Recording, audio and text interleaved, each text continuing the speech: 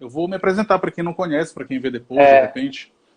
vamos lá. Meu, Vamos meu nome começar. é, meu nome é Edson Oliveira, mas eu sou mais conhecido pelo meu apelido, Edão, Edão Oliveira, tanto faz. Às vezes eu atendo mais pelo meu apelido do que pelo meu nome. Às vezes alguém me chama de Edson, eu nem olho na cara, mas quando alguém fala assim, Ei, Edão, não sei o que, aí eu já sei que é comigo. E sou professor de música, sou professor de violão, sou professor de guitarra, como vocês estão vendo aqui atrás. Quase E a não dá gente vai, para ver, né? quase não dá para saber. E aí a gente vai conversar aqui um pouco sobre os anos 80, né? Mais especificamente o rock. A gente vai tentar fazer um resumo, sei lá, um resumo, porque é muita coisa. Na verdade, é bom deixar esclarecido isso aqui. É muita coisa para falar e o tempo da live é curto, né? De 1 hora só. Se a gente fosse falar tudo, exatamente tudo, a gente ficaria aqui, sei lá, um ano, 2 anos, 10 anos falando um monte de coisa.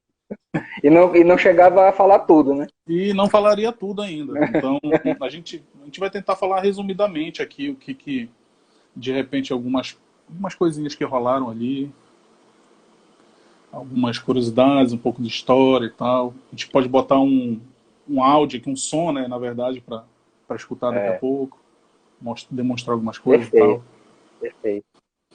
Beleza? Olha, o Anderson eu queria agradecer, né? Obviamente a participação aí do pessoal aí que tá participando, né? Por mais que sejam um, dois, três, é importante que estão aqui com a gente para a gente Tem bater problema. esse papo, a gente participar dessa resenha aí bacana, dessa ideia que a gente teve aí de conversar sobre esse período tão bacana, né? Que foi para os amantes do rock, né? E para os amantes da música, né? Verdade. Então, eu queria agradecer a vocês aí que estão tirando um pouquinho do tempo de vocês para estarem com a gente aí. Quem sabe até, aí vamos chamar já vocês a contribuírem também, gente. Vamos perguntar, vamos falar o que vocês quiserem falar, né? Para a gente poder ter esse bate-papo aí. O Anderson está dizendo que vai chamar o irmão dele. Já estão fazendo a pergunta aqui para a gente, Edão. É o Eu Paulo que já está vou deixar. fazendo. É o cara do Coringa lá, do Batman lá, É o Grunge que está fazendo a Ah, pergunta aqui. tá. Ele tem um negócio lá daquele do Batman lá com o Coringa, né? Exatamente.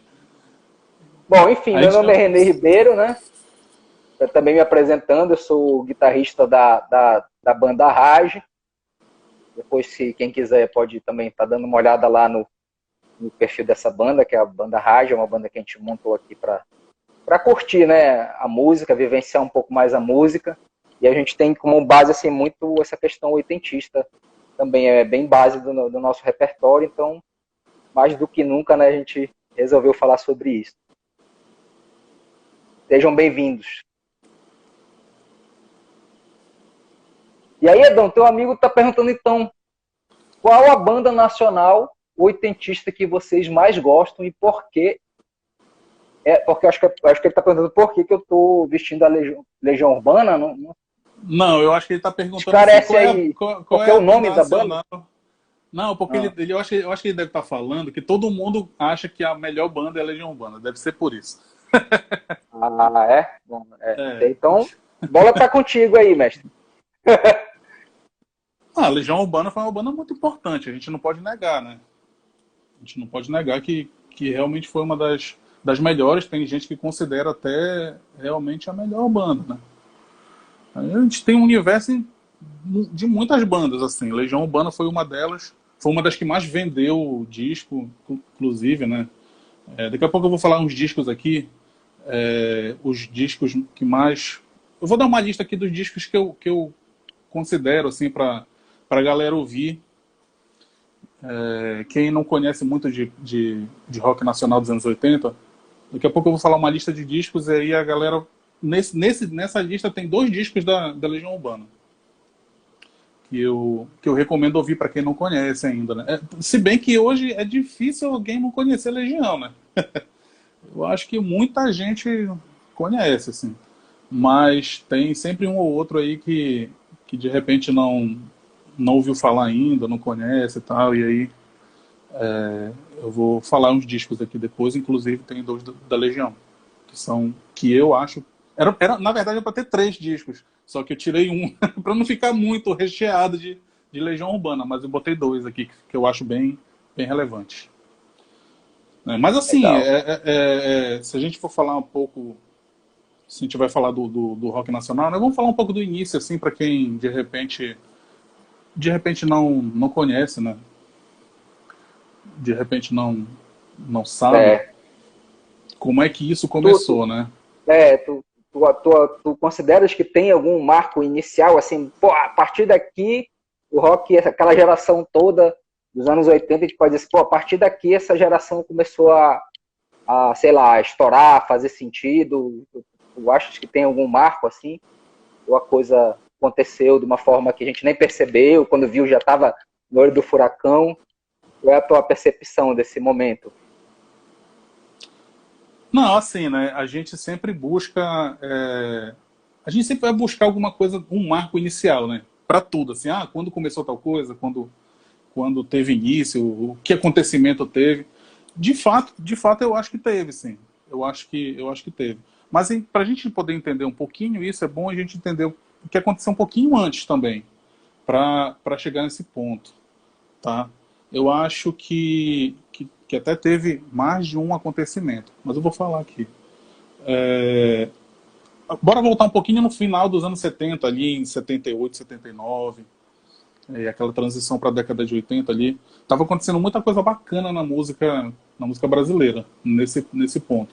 Eu vou citar um movimento que me influenciou e me influencia até hoje, que estava acontecendo ali no final da década de 70 e transição para a década de 80, que é o Clube da Esquina, galera lá de Minas e tal. Era lá de Minas. Acho Uhum. que é Loborges, Exatamente, 14 Milton, bis, o Flávio Venturini, né, essa, Flávio essa galera toda. Venturini. Isso aqui é só um exemplo, né, do que estava acontecendo um pouquinho antes, tá? Paralelo a isso, é importante a gente dar um destaque para um movimento que estava começando de rock, né, mais especificamente de rock, que é o movimento de punk rock e mais especificamente na cidade de São Paulo, né, que é conhecido como punk paulista e tal, né, o rock paulista e tal. E ele estava bem realmente nessa fusão aí de 79 para 80, né? Então, eu pelo menos já posso considerar isso digamos que um pontapé inicial assim para pro rock oitentista, né? Para o que veio a ser o rock oitentista anos depois. Então, tava tendo esse movimento. Eu tô até com uma colinha bem aqui para não esquecer o nome das bandas, né? Porque são muitas bandas, Aí, porque são muita muitas, coisa, né? muita coisa e tal. E esse movimento de punk que estava surgindo aí no final da década de 70, início da década de 80, ele já teve ali que a gente pode dizer, como eu já disse ainda agora, na verdade, já foi um primeiro marco, né? Aí. Então isso foi, digamos que o impulso inicial dessas bandas punk dos anos 80, do final dos anos 70 para o início dos anos 80, isso foi um impulso inicial. Tá? Eu posso dizer que isso foi um marco, sim. Tá? Principalmente quando teve aqui um evento, que eu até marquei aqui também, que foi o lançamento do primeiro álbum de punk rock brasileiro, olha só. O primeiro álbum de punk rock brasileiro, o nome dele é Grito Suburbano. É uma compilação Paulo, né? uma compilação de bandas com Inocentes, Cólera, e esse álbum é de 82, 1982. Isso foi, assim, tipo, o primeiro grande evento, assim. Então,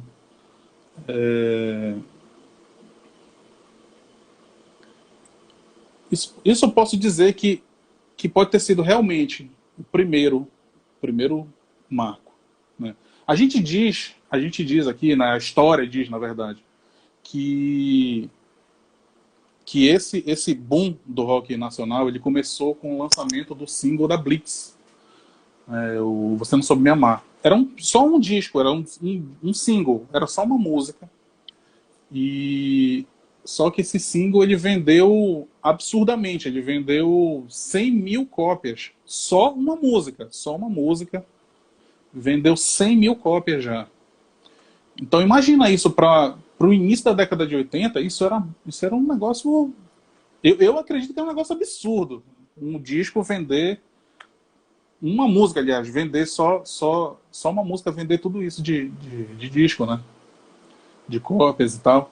E aí, logo em seguida, eles lançaram o disco. O disco As Aventuras da Blitz 1, volume 1. O disco é de 1982. Tá? E o single também, eu acho que é de 82 também. E aí o disco vendeu 300 mil cópias, cara. De cara, assim, vendeu muito, né? Na época. Esse disco. E tem vários hits, tem Você Não Soube Me Amar, tem Geme Geme, todas aquelas músicas lá, né? Várias daquelas músicas que a gente conhece da Blitz. E aí, alguns especialistas em música, algumas pessoas que fazem pesquisa, falam que realmente esse foi o marco principal, o marco do início dessa coisa um pouquinho maior do rock nos anos 80, né? Isso que apareceu bastante, assim, de cara logo, assim. Foi esse lançamento desse disco, né? Mas eu acho que um pouco antes já teve esse movimento, como eu falei aqui ainda agora, um movimento punk que foi de extrema importância. Claro, ele não teve a mesma magnitude, ele não teve o mesmo apelo comercial da Blitz. Eu acho que até porque, de repente, a proposta do punk não é realmente de ter todo esse mainstream, esse apelo comercial todo. Mas ele foi, digamos que, uma proporção menor, mas foi aquele impulso para que a coisa continuasse, para que o rock, nos anos 80, o rock nacional, ficasse mais relevante. E esse movimento punk, esse movimento mais underground, ele foi tão importante que ele é relevante até hoje, né? Até hoje, ele durou toda a década de 80, ele passou para a década de 90, ele influenciou muitas bandas da década de 90, passou para cá, para 2000, e tem muita gente que curte punk e vai justamente ouvir esse início aí, tanto das bandas nacionais ali, né? As bandas nacionais ali que eu citei ainda agora, como o Cólera, como Inocentes, e a outra que começou aqui o Olho Seco. Olho Seco, joelho de porco. Joelho de porco.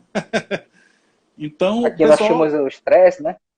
O Stress, na verdade, ele é uma banda de mais heavy metal, né? Mais heavy metal, na verdade. Mas aqui tinha muitas bandas punk. A gente pode até fazer um capítulo à parte sobre o punk, né? Aliás, a história do rock paraense. A gente pode fazer uma outra live só de rock paraense.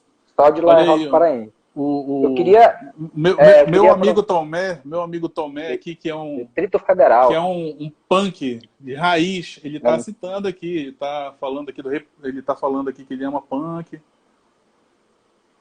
Eu queria aproveitar a oportunidade e dar um alô aí o Alfredão que entrou.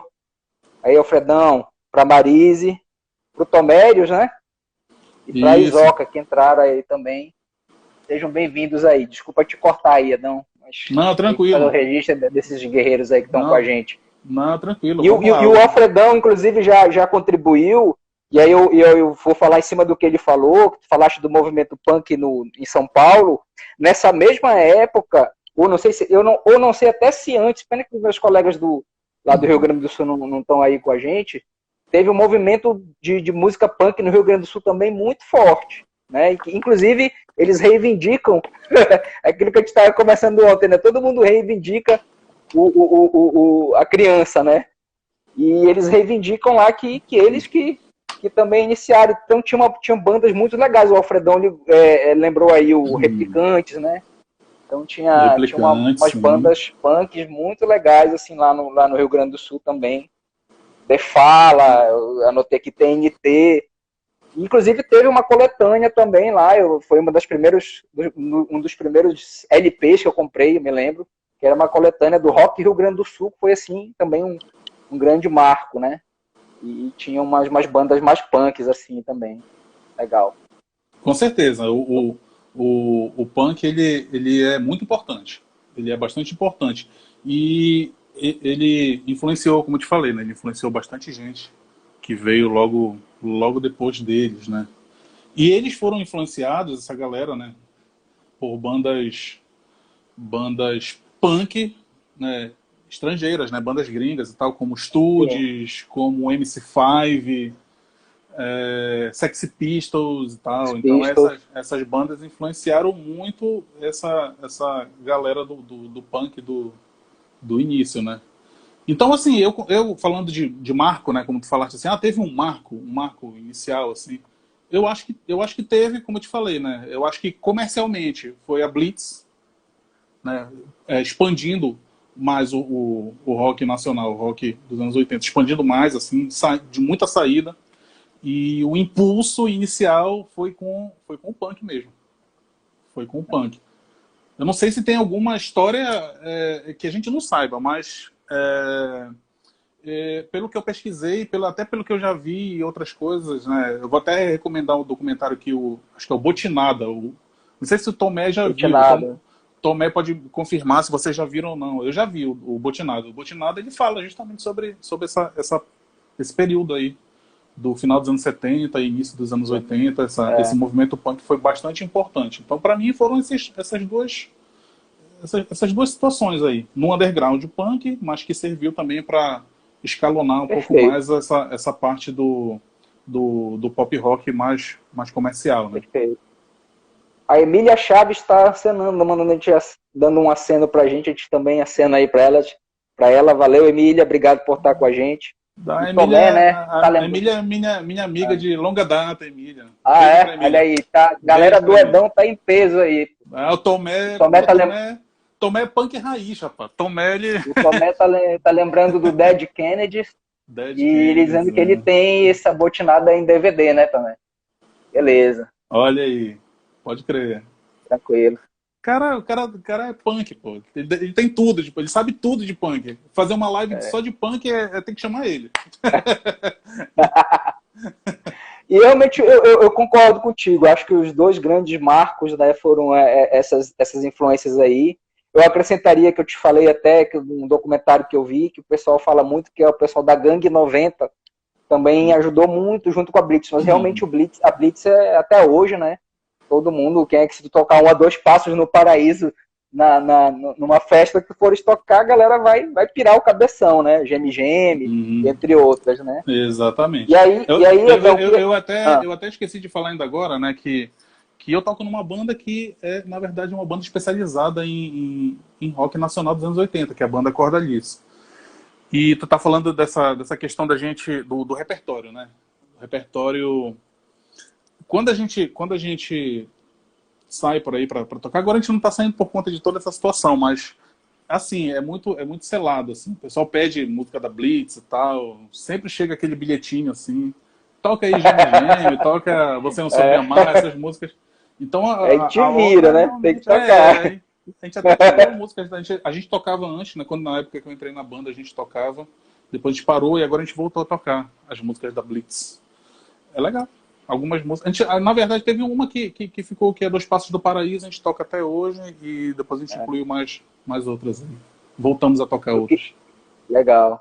Eu queria chamar... Vou ficar aqui porque eu gosto de fazer isso, eu acho legal. Eu acho que é uma forma de respeito às pessoas que tiram um pouco do seu tempo. Vou dar um oi para o Madison também. Esse aí esse é da minha turma aí, viu, Adão? Esse é roqueiro dos bons, né? Beleza, Max, obrigado pela presença. Acho que teve o Paulo que entrou, também não consegui ver assim, porque passou mais rápido. O Paulo entrou aí também. O Alfredo está falando aqui que a popularização se deu mais quando o pop, rock, tomou conta. O DNA do brasileiro, em geral, vai no caminho do pop, segundo o Alfredão comentou aí, né? Isso era o que a gente estava falando ainda agora, né? Que que no caso, por exemplo, da Blitz, que teve esse estouro, esse fenômeno comercial, logo no início dos anos 80, com o lançamento do single e depois, posteriormente, do disco, foi um sucesso muito grande. E a Blitz é uma banda pop, né? Uma banda pop, tem muita coisa pop bacana. Assim, eu acho algumas... Não me identifico tanto com o som deles, mas eu acho que algumas coisas são muito boas, assim. São muito boas. A questão de vocal, assim, a apresentação deles ao vivo era um negócio, assim, também bacana. Assim, a identidade visual deles também era um negócio bem marcante. Identidade visual. Isso. Aí tu falaste uma coisa interessante, porque tem umas situações, aproveitando essa pergunta do Alfredão e a tua fala, tem umas questões que o pessoal tem muito radicalismo em tudo na vida, né? E assim, aqueles roqueiros mais radicais, inclusive eles não consideram o que rolou em 80 como rock nacional.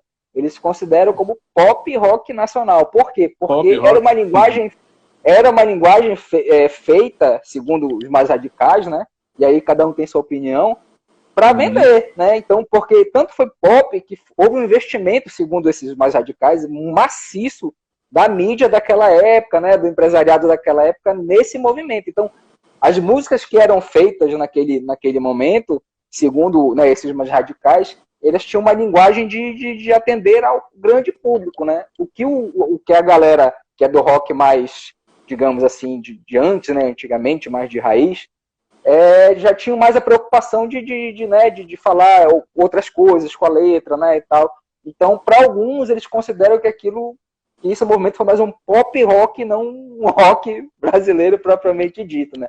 O que tu achas disso, Edão? O que a galera aí... Alguém falou aqui do Graforré Filarmônica, eu acho que é lá do Sul, né, se eu não me engano.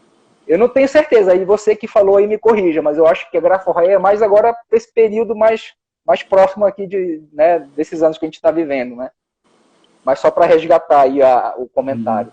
Mas voltando à pergunta, olha, a patroa entrou aí, oi patroa, tudo bom? Aqui é a patroa. Mas o que tu achas então aí, Edão, dessa... Gente, me desculpem que a idade... Por isso que a gente está falando de rock 80, né? Porque a idade é compatível, né? Então, eu já tenho que chegar perto aqui para enxergar, tá? Então vocês vão me perdoar. Mas vamos lá, Edão, pergunta. Não, eu acho assim, que essas opiniões extremas, elas sempre vão existir, né? Em todos os setores, assim, não só na música. Mas eu posso dizer a minha opinião. Eu acho que aconteceu basicamente de tudo nos anos 80. Né? Tanto aquele, como a gente estava falando logo no início, aquela linha underground, ela permaneceu ali, ela não sumiu. Aquela faixa de bandas underground ali, quanto o comercial, né? Só que, obviamente, o comercial ele é feito para vender, né? Então, nada mais natural do que ele apareça mais, no caso, né? Porque ele é feito para isso. Mas, assim, eu acho que teve de tudo. Eu acho, assim, por exemplo, a gente vai ouvir um disco como Cabeça Dinossauro, por exemplo, dos Titãs. Rock, né? Um marco, com certeza, com certeza. A gente vai ouvir esse disco, dá pra dizer que ele é um disco de pop? Eu não sei se dá pra dizer que ele é um disco de pop. Assim, ele é visceral, esse disco, né? Eu posso dizer, por exemplo, que o RPM, o Rádio Pirata, né? O Rádio Pirata ao Vivo, sim, o RPM ele é uma banda de pop, né? De pop rock, assim, né? Aqueles arranjos ali meio eletrônicos ali do Schiavon e tal, né? O teclado bem presente ali, mas teve de tudo ainda, teve de tudo, teve underground, teve muito punk, teve heavy metal, né? Se a gente for falar, por exemplo, Sepultura ali no... Pô, também eu vou falar que Sepultura não é pop. Deixa pro... Né? Então tiveram muitas bandas, assim, o próprio Stress, né? Se a gente for falar né? Fazer esse parênteses do rock aqui, falando do Pará, né? O Stress não era uma banda pop, e ela teve a sua relevância ali também no início dos anos 80, inclusive uma relevância em nível nacional, né? Nível nacional. Assim, mas só completando, Não, vai lá. Teve de tudo mesmo. Teve de tudo, assim. Só que, comercialmente falando, principalmente depois do Rock in Rio, primeiro Rock in Rio, comercialmente falando, a coisa apareceu mais para essas bandas, né? Apareceu. Legião, Paralamas, Titãs, né? Apesar do Cabeça de Dinossauro ser um disco que é bem, assim, porrada, né, digamos assim. Mas apareceu comercialmente para eles também. Enfim. Até acho que o Titanomaquia, acho que mais, né? Porrada, mas esse Cabeça de Dinossauro também, né? Mas o Adriano entrou aí, e eu queria aproveitar umas falas do Madison, aproveitar que o Madison está falando com a gente lá de Brasília, né? Lá de Brasília, que também tem tudo a ver, né, com esse nosso tema. E aí ele está falando aqui uma questão interessante, né, Edão? Não sei se tu concordas e tal, aí tu dá a tua opinião também. Até de meados, então, dos anos 80, a influência era enorme do rock estrangeiro, né? Então, ali nos anos 50, 60, inclusive, se fazia versões em português das bandas que se cantava lá fora, né? Então, até essa geração, e tem gente que fala o seguinte, que no Brasil nós tivemos a Semana de Arte de 22, né, lá, nós tivemos a Jovem Guarda, a Tropicália, e depois o último grande movimento cultural brasileiro. Tem gente que fala que foi o rock dos anos 80. Isso aí não sou eu que estou falando. E para a gente tentar um pouco corroborar, sei lá, com esse argumento, né, que eu estou construindo, para a gente ter uma ideia, Madison está falando aí, nessa época dos anos 80, inclusive o Rich, não sei se vocês se lembram do Rich, Menina Veneno, né, e tal, né? Ele vendeu mais discos com esse single dele, né, do Menina Veneno, cantando, e apesar dele ser de origem inglesa, né, ele cantando no portunhol dele, lá no português, né, misturado com português, né, dele, ele vendeu mais discos, segundo ele fala, que o Michael Jackson, né, só para a gente ter uma ideia, e o Roberto Carlos. Né, olha só. Vendeu mais discos que essa galera. E ele disse que nessa época realmente foi uma época em que se vendia mais música nacional, rock nacional, do que se experimentou até então. Só se experimentava se vender mais discos, né, de influência dos músicos estrangeiros, né, dessa galera toda, né. Então, só para aproveitar o argumento do Madison aí, o Madison disse que o Stress foi a primeira banda de heavy metal brasileiro, né, também já ouvi essa coisa. Esse argumento, né? A gente vai fazer uma live, só de rock paraense. Só de rock paraense. Que o rock paraense, cara, ao contrário do que muita gente possa pensar, ele tem tanta informação, tanta coisa quanto isso que a gente está falando agora aqui, de rock nacional. Rock paraense. Agora, Edão, eu queria aproveitar antes que isso me fuja. Eu estou falando dos marcos, né? E por incrível, e por coincidência ou não, acho que nada é por coincidência, em 1985 nós tivemos a eleição do Tancredo, né? Que foi no dia do primeiro show do Barão Vermelho, né? No caso, no Rock in Rio. Né? E o Cazuza até fez uma menção, podia nascer feliz, né, com relação a isso. Então, depois de 85, na verdade, tu tinhas muita coisa represada para as pessoas que compunham, que faziam a cena naquela época devido à ditadura. Então, a partir de 85, que foi o boom do rock, né, nacional, coincidentemente ou não, foi a abertura política nacional, né?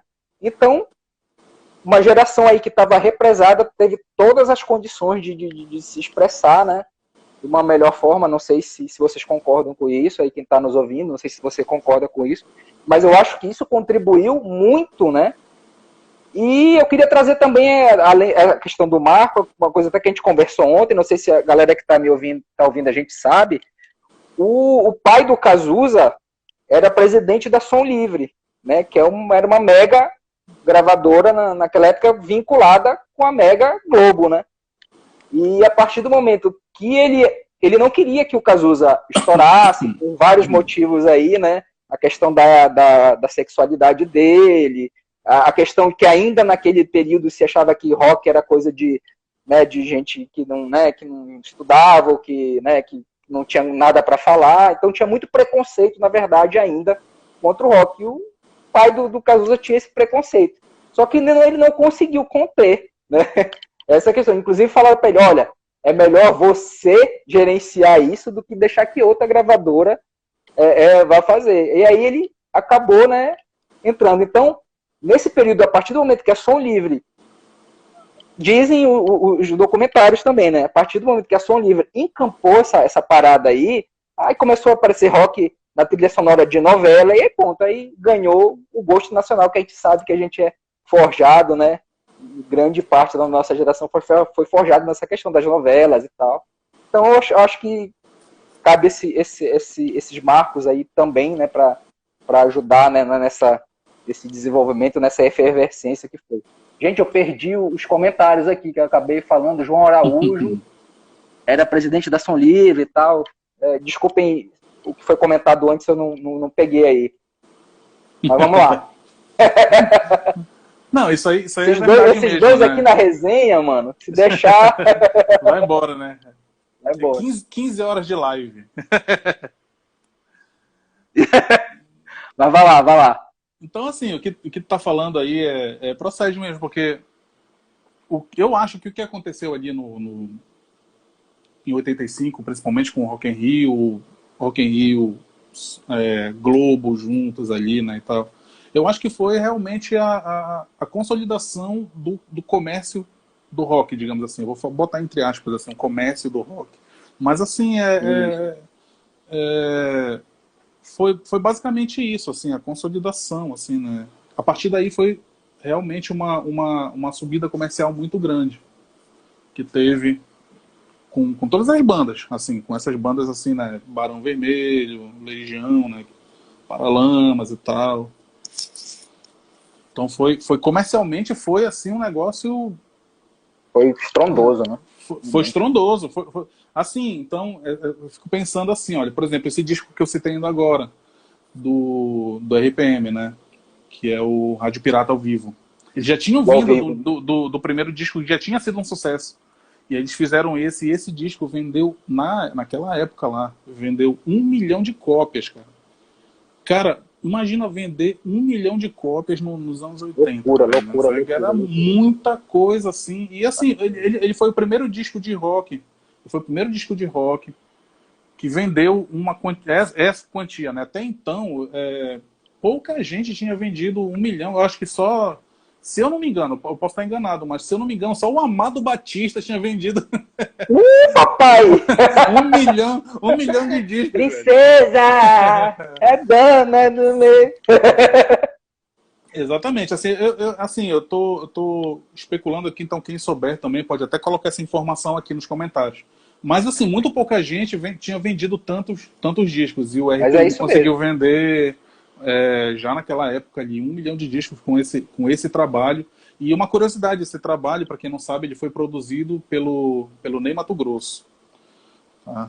Esse disco ao vivo aí o Ney Matogrosso. Tem até um programa que a galera pode até procurar depois na internet, que até Globo produziu, que acho que é por toda a minha vida, eu acho que é o nome. Aí fala assim, ele fala, né, da trajetória do RPM, né? A trajetória assim, meteórica. Foi, assim como subiu muito rápido, desceu muito rápido. Mas, assim, o trabalho foi bastante relevante. Então, ele estava falando sobre como é que ele produzia os caras lá do RPM, né? Ele falava assim, ele olhava pro Paulo Ricardo, você é um cara bonito, assim, você é um cara que tem sex appeal. Então, é o seguinte, você vai tocar sem camisa.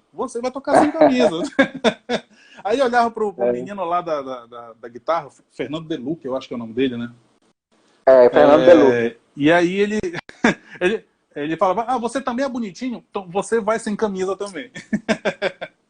Então, assim, todos esses detalhes, todas essas minúcias, esses detalhezinhos, assim, eles fazem diferença, porque além da música ser boa do RPM, e a música é de fato muito boa,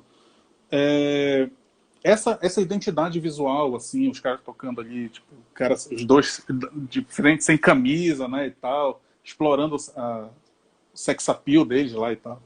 E aí a imagem lá do Schiavon, que é o tecladista, ele falava, não, aí tem que ter a banda... Um sério, banda, né? Tem um sério, tem um maestro, tem um músico, então vamos vestir ele de sério. Toda banda tem que ter um Edão.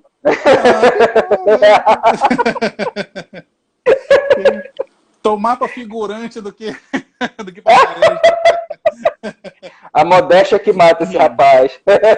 Deixa para lá, deixa para lá.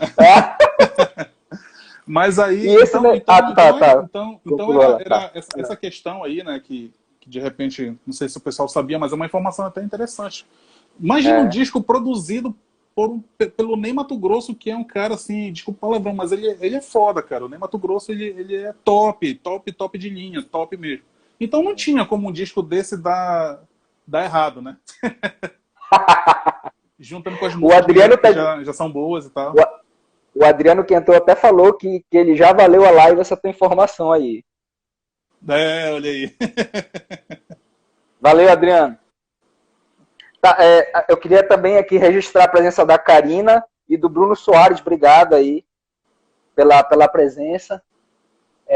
Interessante, eu queria acrescentar nessa questão aí do visual que tu falaste realmente. Uhum. E, inclusive era um dos pontos de crítica, né? Sempre tem os críticos da galera que era do rock raiz, né?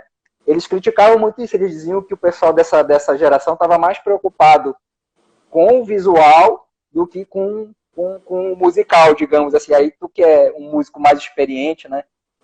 Que tem toda uma formação de músico, acho que tu poderias dar E só para antes de tu responder isso aí, eu queria, o Madison também lá de Brasília tá falando que tem um documentário, acho que da TV Cultura, né, Madison, que tu falou, se não for, corrige aí, que fala sobre um documentário que foi lançado recentemente, ele falou, que é sobre o rock paraense. Então, quando a gente fizer a live do rock paraense, Madison, me dá de novo essa referência pra gente dar uma pesquisada antes de fazer a live, pra gente pegar nossas colas. Mas sim, o que tu acha aí da questão... Tem duas perguntas aqui, né? E aí eu já emendei essa, então vamos lá.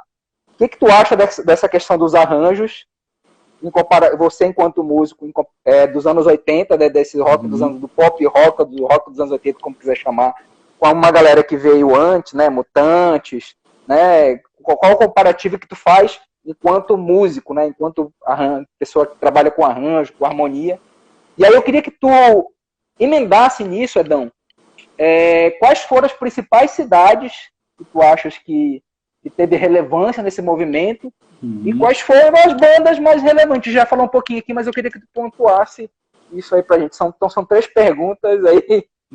Ainda temos só 15 minutos de live. Te vira aí. Toma-te, mesmo. Toma-te. Então, temos mais 15 minutos. Vamos tentar resumir aqui. Só respondendo o comentário do Adriano aqui, que é meu amigo, lá da UEPA ainda. Tem que. Ele tá dizendo aqui que eu era menos humilde quando eu tinha o rabo de cavalo. Realmente eu era cabeludo, assim, né? Pra quem não me viu antes, tinha um rabo de cavalo aqui. E eu fui cortando, e ele foi caindo, e eu tô mais humilde agora. Não, mentira, eu sempre fui humilde. Tá, então assim, falando de arranjos, né, falando da parte mais musical aí, assim, são épocas diferentes, né, eu não sei se tem como mensurar musicalmente, né, dizer assim, era parecido ou não era parecido com a galera da década de 60, de 70 e tal. Assim, eu acho, assim, por exemplo, falando da década de 60, vamos pegar uma banda como, digamos, Mutantes, por exemplo. Eu considero Mutantes uma das melhores bandas do rock, tá? Uma das melhores bandas do rock nacional de todos os tempos. E para mim o som deles era muito, como é que eu posso dizer, tinha uma parte do som dos Mutantes que era muito experimental, assim. Uma das características era de ser muito experimental. Pelo menos é o que eu percebo, né? Quando eu ouço as músicas. Então tem essa característica, que também era uma característica que tinha nas bandas gringas dos anos 60 ali, né? Se a gente for pegar, por exemplo, Pink Floyd, se a gente for pegar Led Zeppelin, se a gente for pegar outras bandas dos anos 60, né?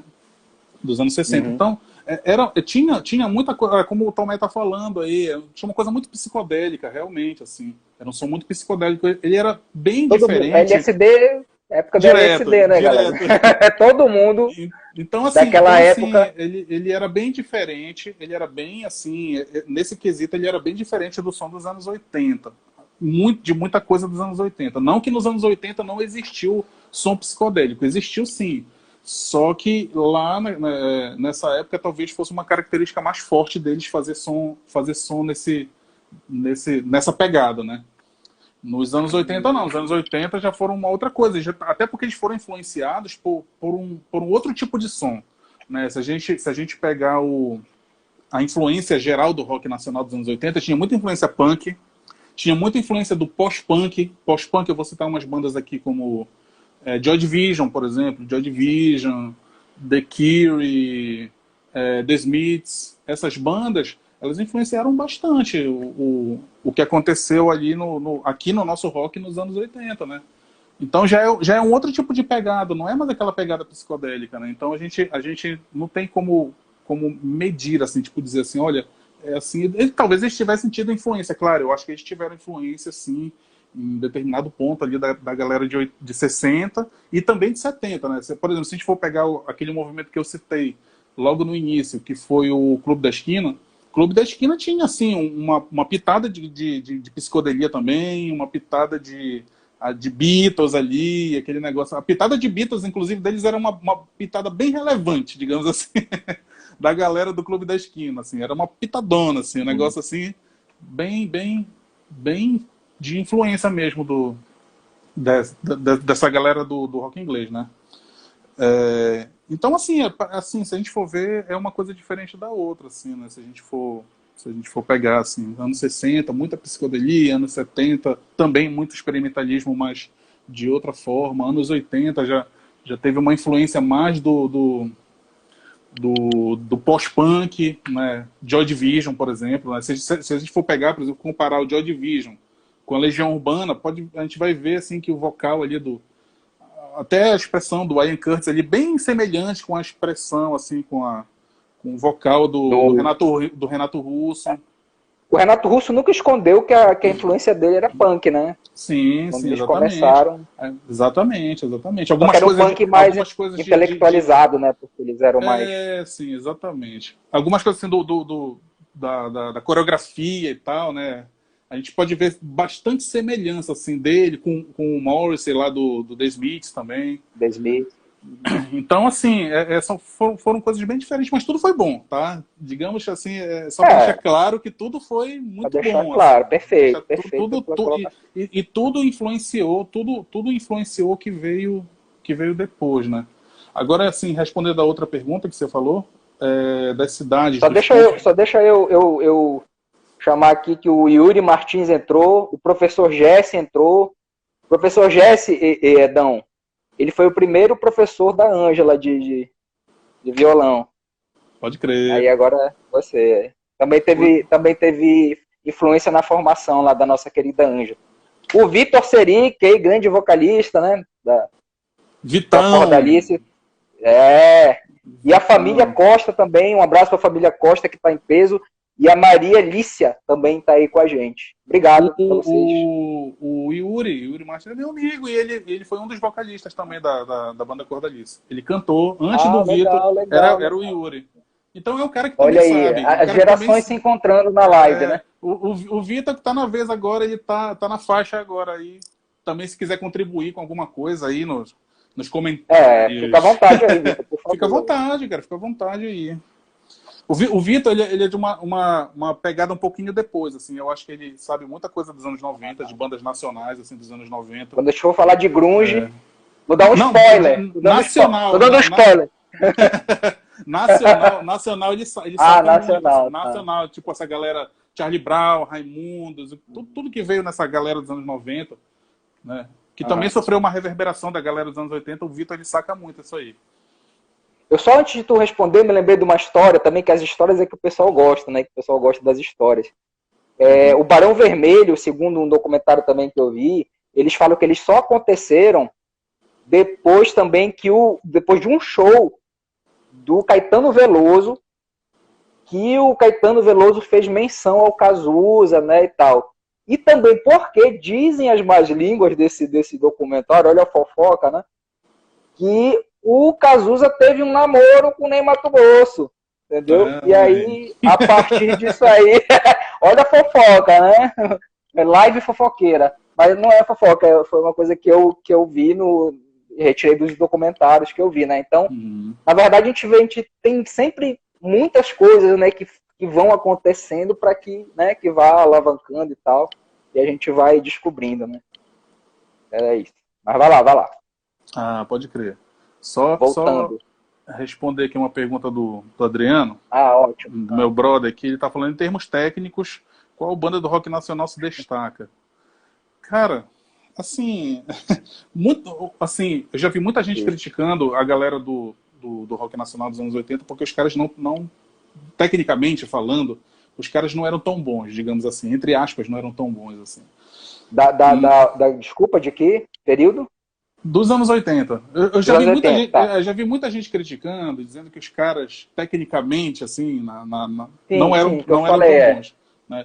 Eu acho assim, que em todos os períodos tiveram essas bandas de pessoas que não tinham tanta técnica, assim, né? Digamos assim. Mas fizeram, isso é que é o mais importante. Os caras fizeram acontecer, né? Se a gente for pegar, por exemplo, um exemplo aqui do Ramones, por exemplo. Ramones, ninguém tocava nada.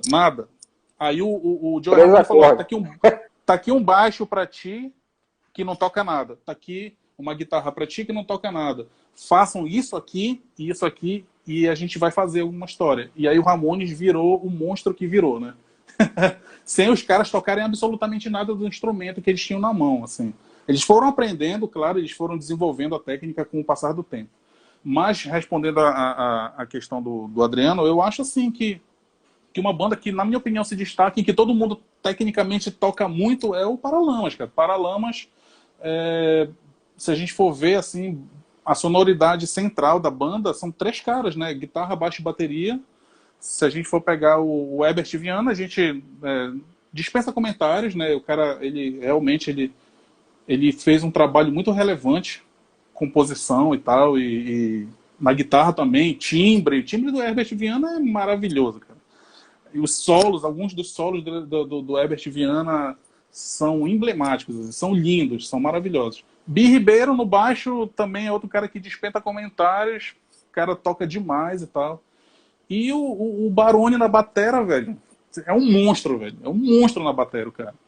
É um monstro. Então, assim, tecnicamente, assim, falando, tá certo que tiveram outras bandas, assim, mas eu vou destacar essa como uma banda que eu acho bastante interessante em relação a essa parada técnica. E além deles serem técnicos, os caras são extremamente musicais, né? Porque tem muita banda que é muito técnica e parece que não tem música, né? Parece que os caras não soam musicalmente.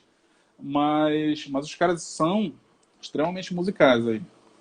Até hoje, né? Até hoje. Olha, o Cleiton Bastos lá de Porto Alegre, meu amigo Cleiton Bastos lá de Porto Alegre. Então a gente tem em Brasília, temos aí lá no Rio Grande do Sul também nos acompanhando.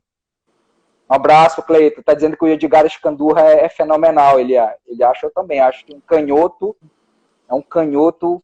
Inclusive o Edgar Escandurra, para quem não sabe, foi a pessoa que deu nome à banda Ultraje a Rigor. Foi dele a ideia. E ele era guitarrista do Ultraje a Rigor. Teve muito isso nos anos 80, né? A galera trocava muito. O Charles Gavan era do Ira, foi pro Titãs. O baterista do Titãs, que era esqueci o nome dele agora, foi pro Ira, né? O Lobão era da... Charles Gavan. O Charles Gavan foi pro Ira. E o baterista do Ira, que é o nome André Young, se eu não me engano, foi pro Ira, né? O Lobão era da Blitz, né? E o Lulu Santos cantou no primeiro LP do Lobão, o Rich, né? Então eles tinham muita interatividade, né, nessa época, né? E é interessante. Mas então a gente está faltando, acho que só uns 10 minutos, talvez menos.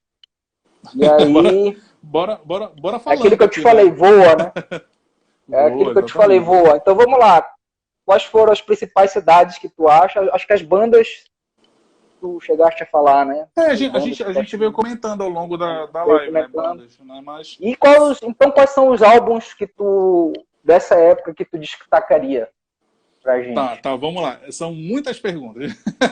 Então vamos para as cidades, né? Eu acho assim que a gente tem basicamente aí, eu vou considerar 4 polos, tá? Que foram de bastante relevância nessa época aí, falando até um tanto quanto comercialmente, tá? Vou falar do Rio Grande do Sul.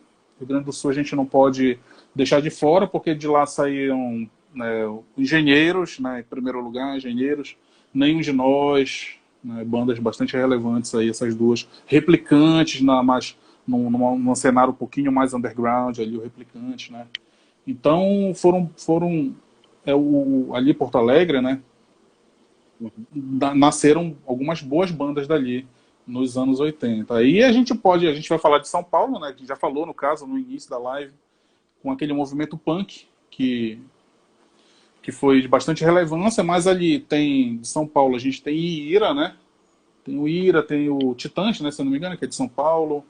Tem, acho que o Traje a Rigor também. Então, assim, também. Porto Alegre, São Paulo, que foi bastante Brasília, relevante, né? bastante Pode importante. Brasília, né? Brasília eu ia falar por último, mas já que tu falou, Brasília é aquela desculpa. história, né? Não, tranquilo. É aquela história, né, que a gente já sabe de Brasília, assim. Pegar Legião, Capital, Plebe Rude e vai embora, né? E o Aí vai Rio. embora, né? E o Rio de Janeiro, porque E o o Rio de Rio, né? Janeiro, ele também teve bastante relevância, assim. Até porque lá tinha algumas casas de show muito importantes ali, né? Por exemplo, o Circo Voador, que é histórico, né? De apresentações dessas bandas que foram bastante relevantes nos anos 80. Então dali saiu Paralamas, saiu Blitz, né? Blitz a gente já falou no início, que foi aquele fenômeno, né? Aquele fenômeno de vendas ali logo no início dos anos 80.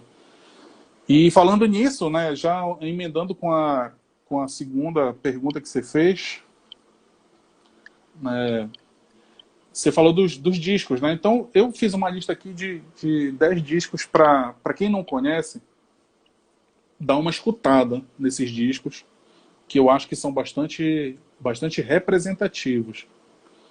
Tá? As Aventuras da Blitz 1, que é de 82, Rádio Pirata do RPM, o ao vivo, tá? Todas as músicas ali estão valendo. Capital Inicial, o nome do disco é Capital Inicial, mesmo o nome da banda, tá? É o disco de 86. E olha só que eu vou citar um disco que muita gente pode não pensar nesse disco, mas eu vou falar aqui, ó, O Concreto Já Achou, da Plebe Rude. A Plebe Rude. Plebe Rude, esse disco é de 86 também. E esse disco aqui é o seguinte, assim, para quem não bota muita fé na Plebe Rude, esse disco é considerado pela revista Rolling Stone como um dos 100 maiores discos da história do rock brasileiro, da história da música brasileira. Olha só isso, da música brasileira. O Concreto já rachou, né? Hã? O Concreto já rachou, né? O Concreto já rachou.